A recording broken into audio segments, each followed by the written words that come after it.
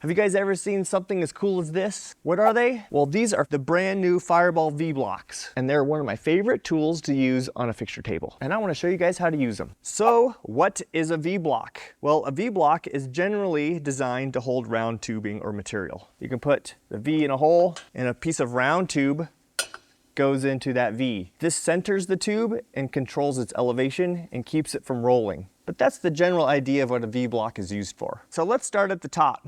This is the V-block you guys are probably used to seeing. We've had these for a few years now. It's a 2x2 block with a 120-degree V and a 90-degree V. Why would you want two different ones? Well, if you're doing something big, like this piece of 4-inch, you're gonna wanna use something with a wide angle, like 120 degrees. Or if you're using something small like this round rod, it nests really nice into that small 90-degree V. One of the things you're gonna notice about this block is that we have several places for the pin. This pin drops into the hole and locates it. But we can move that pin around. We can move it to the side, and then we can stand it up. This allows us to hold material vertical. But maybe we don't want the 120 degree, maybe we want the 90, so then we can move the pin over to the adjacent side.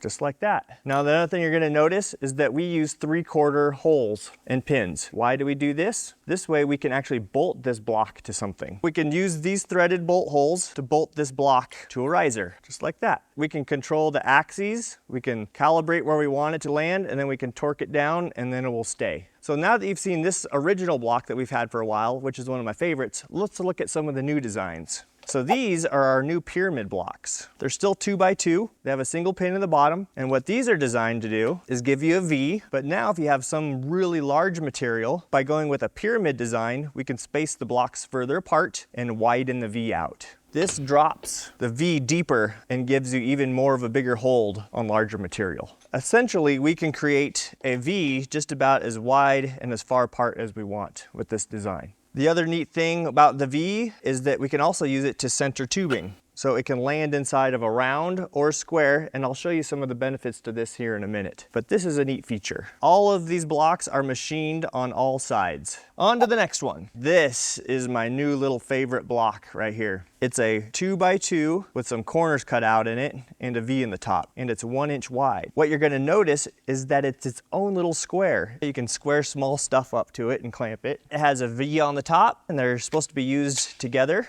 So you can put round on the top of it. Or, once again, we have holes on some of these surfaces. So we can move it to this side with the pair of them. We've created a wide V. So now these two little blocks are pretty powerful because we can set wide objects in them and use the table spacing to widen out the V. And just like any other Fireball product, it's multi-use, so you can use these as a regular stop just for putting objects up against the side of it. And then once again, we can roll it around to the front face and drop it in this way. And now we have a really low side profile V. You can pull one of the pins out of the sidekick vise. You can drop two in here, one on each side of each other. Look what you got inside there. Cool little jaw. And once again, now you can hold round stuff with our little V-pipe jaws. And they rotate, so if you just want to flatten around, you can do that too. They're pretty versatile. The next set of V's is our fence block V-block. So this V-block is a variation of our most popular tool, our fence blocks. What it allows you to do is have some V's on the top. You got a wide 120 and then the shallow 90 for putting round tube on the top. If you notice, we have two 45s, one here and one on the end. Much like all the Fireball products, they work together. So we can take this block and we can move it to the side. What does that create inside of here? Another V, so they can run parallel. What is this edge for right here? Another V.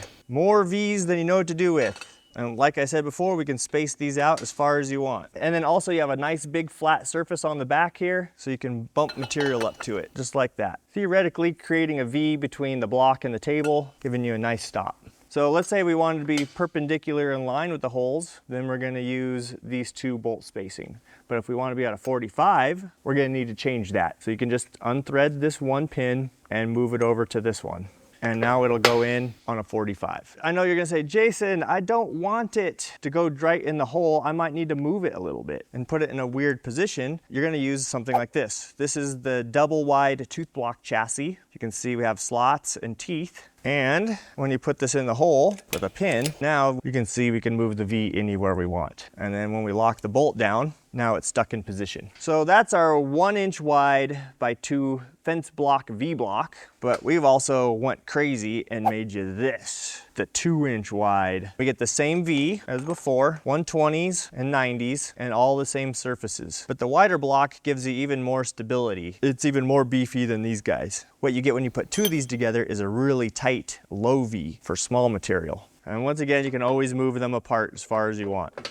And they have the same pattern on the bottom to move them to hit 45s. On to the next set of Vs. This is a monster V block, a 2x2 piece of solid steel. And we have a couple different Vs on here. We have a 120-degree V on the top, and then we have a 90-degree V at the front, the bow of the ship. I'll show you what we can do with that. Then on the bottom, we have a series of pinholes that we can adjust and move around. And that is for putting the blocks at different distances from each other. So we can take the pin, just use a screwdriver, and we pull the pin back. These are 1/2 inch increments, and then we have 1/4 inch increments in this row. And that's measured off the face. So we can jump it back and position them where we want to. And as long as you remember just to leave 3 holes in between the pins, you see how I have 1, 2, 3 holes? This one will go into the 4th hole, and now they're perfectly 2 inches apart. We can get the blocks closer together and fine tune the spacing in between. Where this comes really handy is when we start turning these 90 degrees. What we can do is we can control where the V is in relationship to where you want to hold your material,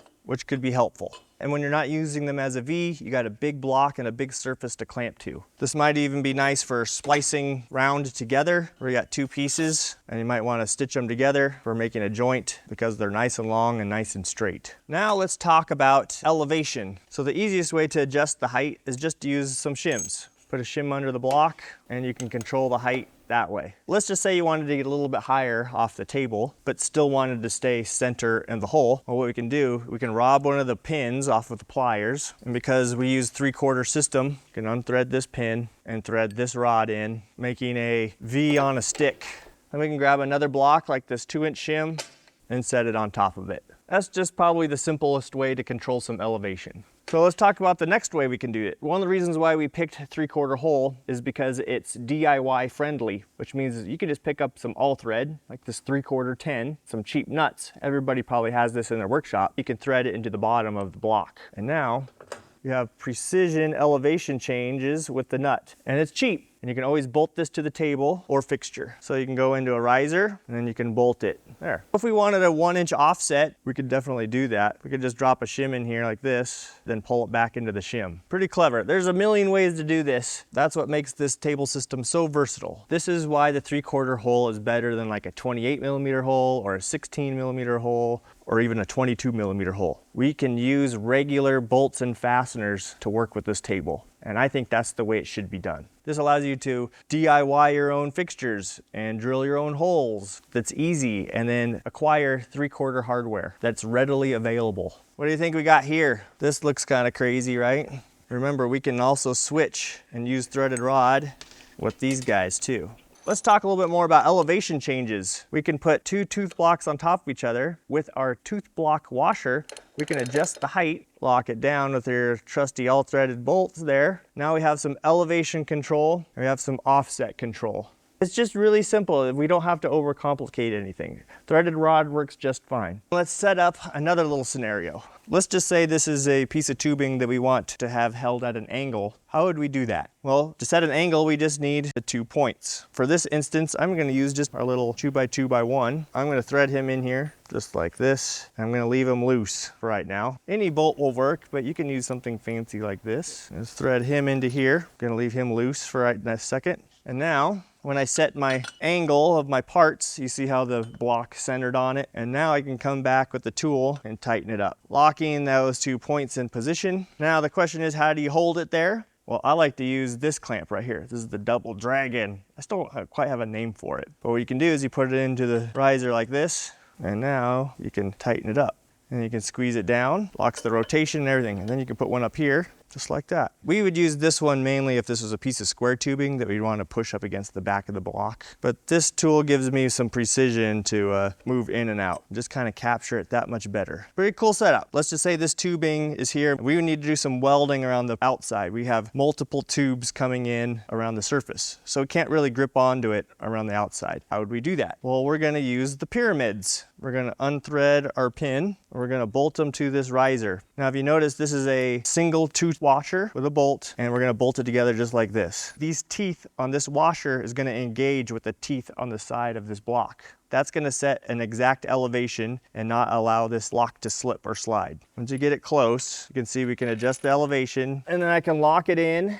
I'm going to say that's right where I want to go, right there. You don't have to use the washer if you don't want to. You can just turn it around so the flat part is up against the teeth and it can slide freely. Now let's set the same one on this riser opposite of each other. And then because I have a scale on the side over here, I can match it perfectly to what I already have made up on the opposite end. Right there. Cool. You can see I have two perfectly aligned blocks. What does that create? That creates a V at the top. So I can put a V up here now and control the elevation. I can go this way if I wanted to. Or like in our scenario we're talking about where we can't hold anything on the outside, let's hold it on the inside. So now we can tie parts into this piece. And if this piece is where we want it, everything else can just kind of be where it wants to be. So these pyramids are great at holding material from the inside. Okay, there's all the V-blocks. I hope you guys enjoyed that. I love sharing this stuff with you. I think it's so exciting. And a lot of these ideas came from you guys, so keep those suggestions coming at the Fireball Tool Forum. I'd love to see them, but until then, thank you guys for watching, and I'll see you on the next one.